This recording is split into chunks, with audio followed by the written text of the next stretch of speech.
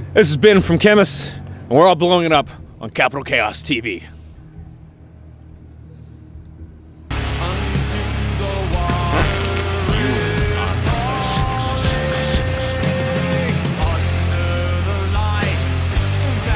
This is Todd Owens with Capital Chaos TV, and we're here tonight at the Parkside in San Francisco with some boys from the outfit, the Denver Doom outfit, Khemmis. So I want to hand the mic to you guys, and you can say who you are and what you do in the band. Yeah, I'm Phil. I sing and play guitar. I'm Ben. I scream, growl, and play guitar.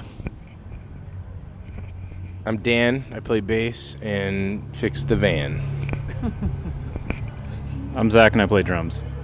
You want my headlights for some lighting? No. Okay. We're all good. So anyways, yeah, we're here with Khemmis tonight, and so you guys are a few dates into this little jaunt across parts of Western America. So how's the tour been going so far? And who wants to speak up first? Oh man, it's been excellent. Yeah, no, it's been great. This is day 5 out for us, day 4 with the tour package. It's been a lot of fun. We've had a lot of good shows, played to a lot of good crowds. Tonight was insane, playing to a sold-out the Parkside, so we can't complain, man. We're having a good time. So, yeah, it was hot and sweaty in there tonight. Yeah. So you on this little jaunt across the U.S. and the new album, it's been out for about 4 or 5 months now, or maybe even 6 months now. Been received really well. A couple of people have said it's pretty good or whatever. So how's the album been received? And take it from there. What are your thoughts on the album now? It's been overwhelming, honestly, the response. Everybody's support means a lot to us.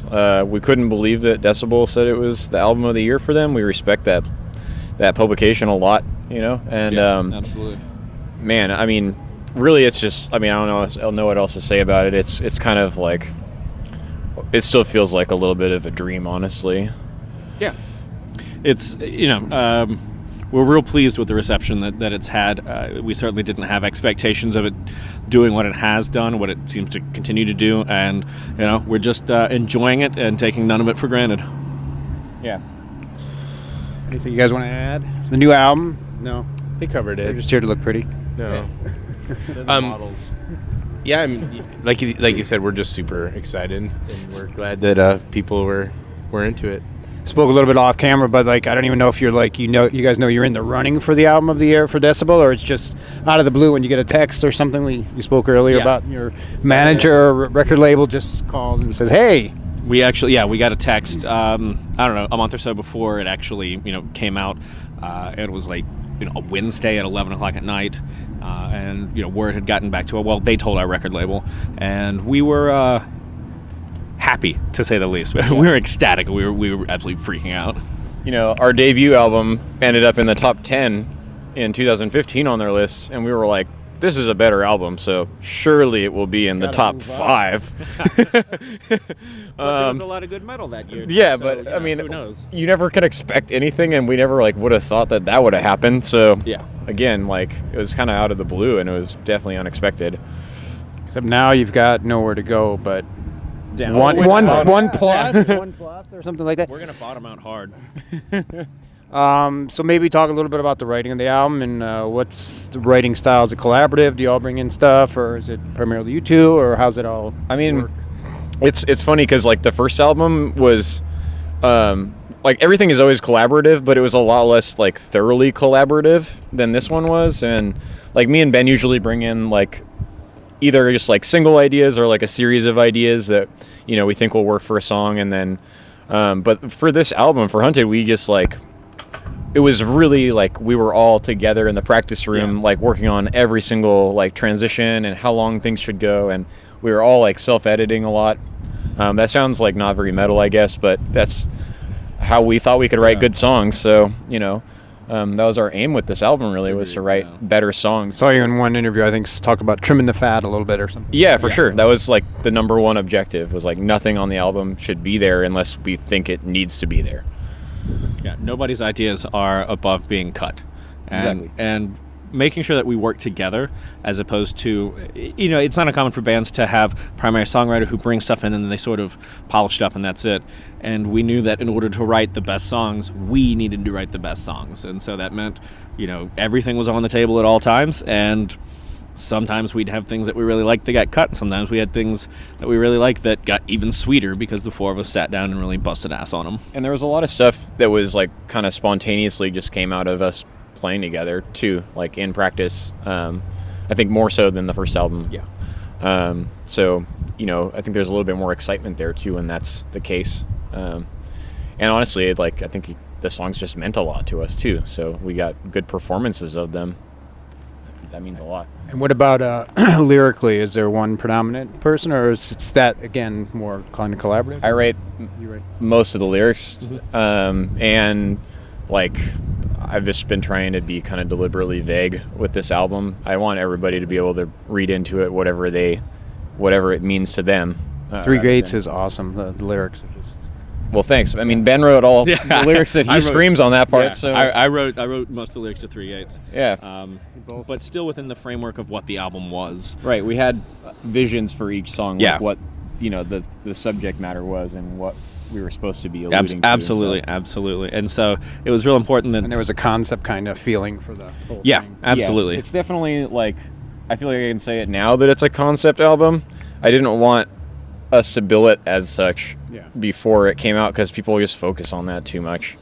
And, it would kind of take away from the fact that we were trying to write songs that were Well, good. it's not a concept album in the sense that sometimes bands use it where they're like, oh, well, this album is about the dynasty of a particular pharaoh. Sure, yeah. It's There's a theme. There's a Yeah. cohesive theme. yeah, absolutely. But you don't want to knock them over the head and say this is what it's all about. There's Exactly. still some vagueness there. All right. I just wanted to go back, way back to the early days of the band. So what's that, like 3 years ago or 4 years ago. 4 years ago. Okay. Yeah. So you guys met in a typical fashion, right? Craigslist. Believe it. Craigslist and beer. Everybody? Yeah. Everybody Craigslist, beer, drinking No. wine. Yeah. They were buddies. We met on Craigslist. Ben and Phil were buddies from school. Ben and I met on Craigslist. Zach's a friend of a friend, so it was fairly organic. All came together. Kind of two groups of friends coming together for the purpose of boring people terribly. And you guys were studying, and when you met each other, is that correct? Yeah. Yep. Yeah, we're both doctoral students in the same program out in Colorado, so that's how we met. We met drinking wine and talking about Weed Eater and St. Vitus. Good combination. Yeah. And, At the most boring departmental function Yeah. ever. Yeah. So we found our own little solace in that Absolutely. moment. Turned out okay, I guess. Yeah, it turned out okay. And you guys are based in Denver, but I think I heard that none of you are actually originally from Denver. So quickly, where are you originally from? Where's home? Or where were you born, I guess? I'm from North Bend, Washington. It's near Seattle, and it's where they filmed Twin Peaks.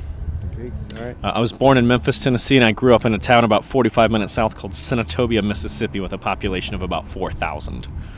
Mississippi. I grew up in a town called Woodstock, Illinois. It's about 45 miles outside of Chicago, and they filmed Groundhog Day in our town. 2 movies. I'm sorry? What was that again? I'm a god. You're a god. I'm a god. I'm not the god. I don't think. 2 movie references. Denton, Texas. Denton, Texas. So you guys really, that's wide ranging. You got the Pacific Northwest, you got the South, Texas. That's pretty cool. In the USA. New Jersey. So the first album last year, 2015 and now 2016, do you think it's pretty ambitious to be putting out stuff like that? Is it going to take some time before the next one, or what are you feeling, or are you itching to get more stuff? Oh, we're definitely itching to start writing. We just recorded 2 songs with Dave Otero in February, and we knew that we had tours coming up, festivals coming up, and we knew that we wouldn't get a chance to even dream of working on original material until the end of the summer. And that's frustrating because we really like creating, but also it's not a bad problem to have, I suppose. But we're planning to start writing album 3 later this summer, and hopefully enter the studio sometime in the spring of next year. So I take it you guys don't like to write on the road so much. You'd like to be like It's just in home base. Or not really possible. Yeah. not in this situation that we have. If we had like somebody driving or If somebody something, wants maybe. to buy us a tour bus where we can stretch out. well, I mean, like gathering riffs while you're on the road and thinking about it. Well, not we like definitely have actually like recording I it. think hundreds of riffs Yeah. between like the two of us, and like we've already like jammed on some ideas and stuff. I think we have like some vision for the next album already. It's not like we're starting from scratch right now. Sure. But I think we're ambitiously hoping we can finish it like early next year, maybe. Mm-hmm. We'll see what happens. And you got about, I think, another 10 dates on this tour or whatever, and then you got more tour stuff planned or festivals or stuff coming up.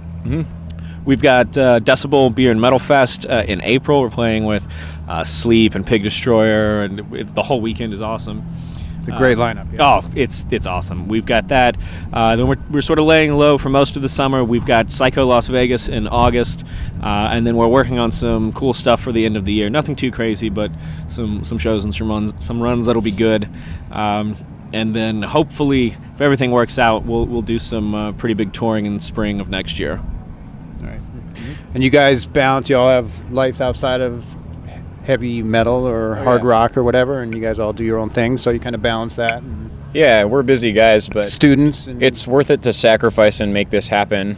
I think we all need it to stay sane and like not depressed.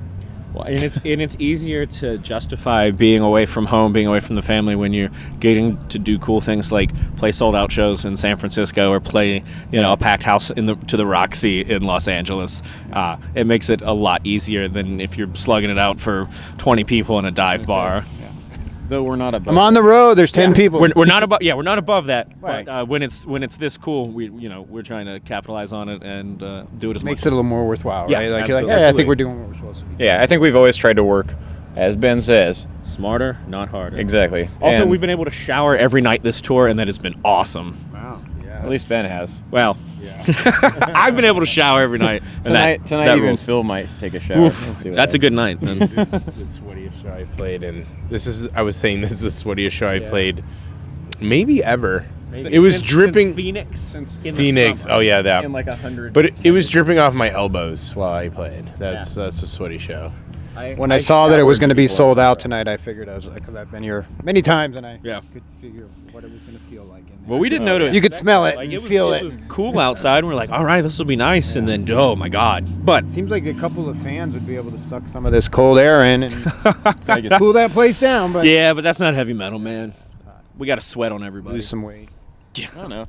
The frigid air is pretty metal too, like Immortal. I mean, yeah. Well, I was just going to say, it's nice and cool here in San Francisco in the evening. If you've never visited, you should call your local travel agent and come visit. Go to the URL. Come to San Francisco. Visit San That's right. Visit San Francisco. I'm pretty sure Anchor Brewing is right up the street here. Yeah, So- not far from here, yeah. but don't stop in there because they can't let you drink beer there. Schedule it. Schedule a tour show at up. Anchor Brewing. No, it's all good. Beer. So, yeah, I don't know. The drummer, right? He's the beer guy, right? I'll just ask one question. Maybe talk a little. It's True Brewing. What is that? Yeah. I'm the head brewer of a brewery in Denver called True Brewing. We make all kinds of beer, but we have a heavy metal theme. And I'm stressed out because I'm not there right now on the road. Somebody else is messing with your beer. Another question. Messing up your Messing up beer. its How long have you been doing that? About 5.5 years. For that venue. Yeah. I've been at True for 4 years.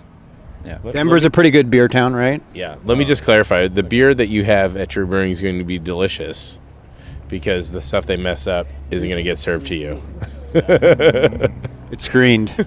It sound like a commercial, but it's really fucking good beer. And if anyone ever comes to Denver and they don't go to True, they're missing out on like some of the best beer in the country. I know we're in California. True Brewing. That's not true. We'll try to Photoshop it. I know we're in California where there's really great beer, but we had great beer in Colorado too, and True's some of the best. It's probably one of the good things about, touring nowadays is that just about anywhere you can go, pretty much. Some of it's better. True's probably the best, maybe, but just about anywhere you could Among find the some pretty best. good beer. It's not like Yeah. it was 20 or 30 years ago, right? I mean, I wasn't about drinking San beer. Diego. San Diego, yeah. I've Yeah, we heard. went to Society Brewing in San Diego, and great, fucking great people and killer beer. So that's all I have to say. Shout out to them in San Diego. San Diego. All right, I like to ask this question, and it's I call it Desert Island Disc. So pick your you only get 3 albums you can take with you to Desert Island. So what are you gonna pick? If you're nice, you might get 4, but but you just got to be quick about it. And some guys just refuse to answer, but I don't know. Can you start on that side? No. Ooh. All right. The Cure, Pornography, Samet Race, Life's Trade, Songs Ohio, Didn't It Rain. All right. He took some of mine. I'll go. I got it. Okay, go. Okay. Here we go. ZZ Top, Tres Hombres, Yes, Fragile, and Steely Dan's The Royal Scam. Yeah. Tom Waits, Small Change, Thin Lizzy, Black Rose, and Jesus, man, I don't know. Let's go with Masters of Reality, Black Sabbath. All right, so I'm going to go Paranoid by Black Sabbath, and believe it or not, Jailbreak by Thin Lizzy, even though Black Rose really is my favorite. I love Phil. Jailbreak. And I'm going to go with, let's just say, Are You Experienced by Jimi Hendrix. Nice. All right. I wish I Very could nice. revise mine now. That's it. Now I want to say Sad Wings of Destiny. Well, That's why we work so well together. maybe you'll be on the same desert island. You guys would get like 12. yeah, we could We'd get like 12. You'll be close albums enough. You together. can put it in a bottle and Yeah. you know. Totally will. We get 12 Hey, between get us. back in the shot. Okay. You're out of the shot. All right. Last question I like to ask. Sometimes you want to talk about any gear, guitars. I see you guys rocking around with a bunch of flying V's and Yeah. anything you want to talk We about. love flying V's. Yeah. Yeah. Go ahead. I'll put in a plug for Reverend Guitars. They're a really cool small guitar company that have been really awesome to me. And they're great fucking guitars, and they're not expensive. And I have 2 flying V's that I can tour with so that we never don't look cool. Yeah. And I break a lot of strings, so that's a good thing. Yeah. You do. Playing hard. Yeah. I play generally Gibson flying V's, although on this tour I also brought an ESP LTD all-white flying V, like I'm playing in a hair metal band in 1983. And That's kind of how we see this band. I mean, sometimes. really, yeah. We're not above a little 80s strutting around. Our cabinets, guitar and bass, are made just outside of Boulder, Colorado, by a fantastic company called Atlas Cabinets, run by our friend Petrus. Some of the best cabinets that have ever existed, and we all play old Best beer, the best cabinet. Oh yeah, well everything's the best, and we play old amps because they sound better than new amps. All right. Oh, and we use Black Arts Toneworks dirt pedals because they're the best. Yeah, honestly, like they're the best. Like there's nothing else compares. Dan has a cool bass too. If you want to say. Dan has cool stuff too. Yeah, so, well, he already told you about that stuff, but Sasha Dunable from a band Intronaut made both my basses and has been super good to me. And Seymour Duncan gave me some pickups, and we're like, we work really hard on our gear and how we sound. And so hopefully everyone dug it in there because, we try real hard on I it. thought it was a good reproduction of the album sound, if that's what you're going for. Sweet. I mean, yeah. Thank you. Anything drum-wise? I play a Gretsch Catalina Club kit with a 26 kick drum and mostly Peisty cymbals, and that's about it. All right. Real big. Real big. All right, well, I just want to say thanks to you guys for hanging out after the show and talking to us. Capital Chaos TV. Anything else you want to add to anybody who might be out there watching or thinking of checking you out? Rock on! Rock on! Listen to more ZZ Top and come see us live on this tour. More ZZ Top. Thanks. Yeah.